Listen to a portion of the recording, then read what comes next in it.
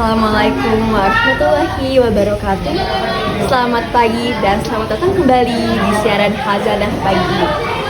Alhamdulillah, kita masih dipertemukan di acara Khazanah Pagi. Mayoritas muslim di Indonesia tentu saja dipengaruhi dan merupakan hasil dari beberapa tokoh yang dulu berjasa di Indonesia. Tokoh-tokoh tersebut dikenal sebagai Wali Songo. Dan sekarang kita akan mengulik salah satu kehidupan Wali Songo yang menyebarkan ajaran agama Islam di kota Kudus. Dengan itu, sekarang pemirsa pasti penasaran kan tentang bagaimana kehidupan dari Sunan Kudus? Maka saksikanlah Khazanah Pagi ini.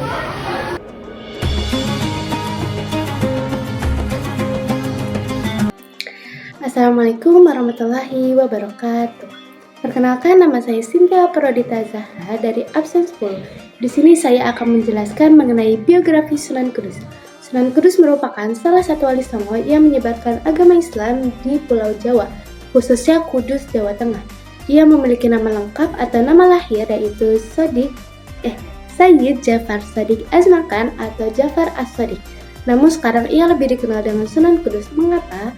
Karena beliau memilih daerah Kudus sebagai tempat dakwahnya, sehingga orang-orang di sekitarnya memanggil beliau sebagai Sunan Kudus. Lalu ia diperkirakan lahir pada tanggal 9 September tahun 1500 Masehi di Jipang Panolan sebelah utara kota Blora.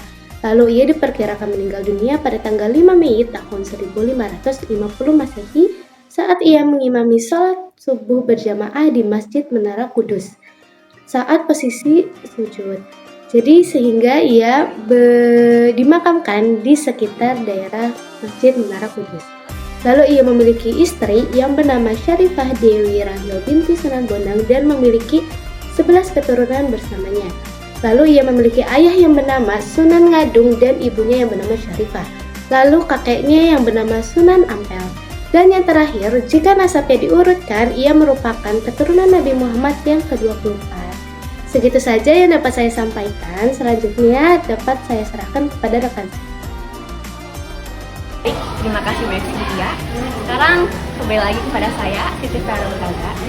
Dan sekarang saya akan menjelaskan mengenai cara dakwah atau kisah dakwah dari Sunan Kudus. Jadi, Sunan Kudus dahulu berdakwah dengan bertoleransi dan juga tanpa paksaan maupun kekerasan.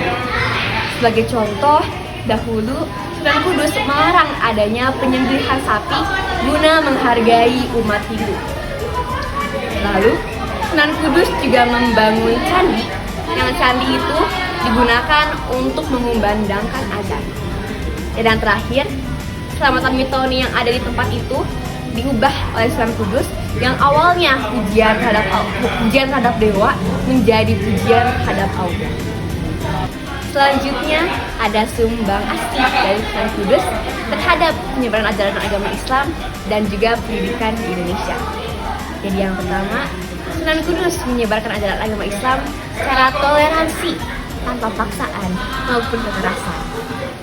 Yang kedua, Sunan Kudus menyebarkan ajaran agama Islam melalui seni dan budaya. Sebagai contoh, ia berhasil menyelenggarakan beduk dandangan yang merupakan acara peringatan hari pertama puasa.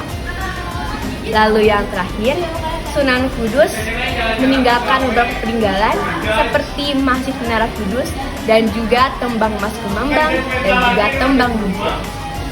Selanjutnya akan dijelaskan secara lebih lanjut oleh rekan saya, Habib. Kenalkan, nama saya Habib. Di sini saya akan menjelaskan peninggalan-peninggalan dari Sunan Kudus.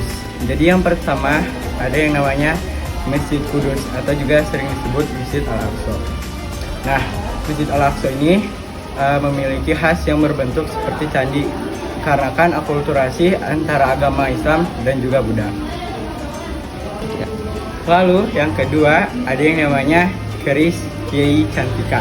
Ini merupakan simbol waskutah untuk simbol dari kemakmuran, kesejahteraan, dan kebersamaan.